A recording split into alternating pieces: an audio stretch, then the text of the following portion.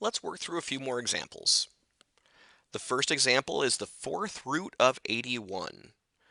So in this question, what we're really asking for is we're saying, what number to the fourth power equals 81? And so again, if we come back over here to our power chart, we know that we're talking about a fourth power. So we're only looking at this column here, and we're looking to equal 81. So we can hopefully very easily see that the number in question is 3. 3 to the fourth power equals 81, meaning my answer is 3. Now, as far as example B, we're looking at the fifth root of negative 243. So we got a negative here again, and so we got to take a step back and say, are we allowed to do this? Since the index is odd, it's okay. We can take the radical of a negative number if the index is odd, because we saw with the cubed root that a negative times a negative times a negative, an odd number of times, equaled a negative. Whereas when we talked about the square root, if I have an even number of negatives, the final answer is going to be positive. It's never going to be negative. So we can actually do this problem, is the point, to say there does exist a number that when I raise it to the fifth power, the answer is negative 243. And I know that number is going to be negative.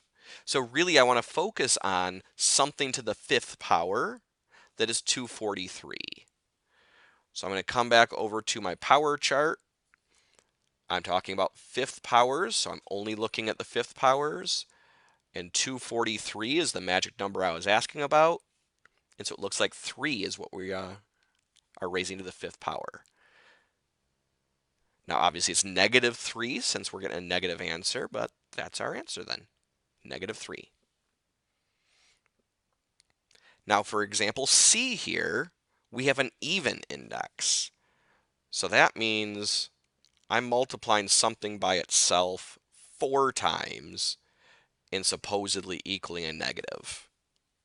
That can't happen. If we're multiplying an even number of times, we're going to get a positive no matter what. So this is another example of not real because the index was even. Now for the last example, we're looking at a sixth root. So we're asking what to the sixth power equals 64. Now again, we can go back to our little chart. This is very handy. You should bring this with you to class every day, this chart, and you should have it in front of you while you're doing your work. Come test time, you should be able to create this chart. You're not going to have it in front of you on the test, but you could have a scrap sheet of paper and write it as the very first thing you do. So remember, our question that we were looking at was a sixth power, and we wanted to equal 64. So it must have been 2 to the sixth. So that means our answer here is 2.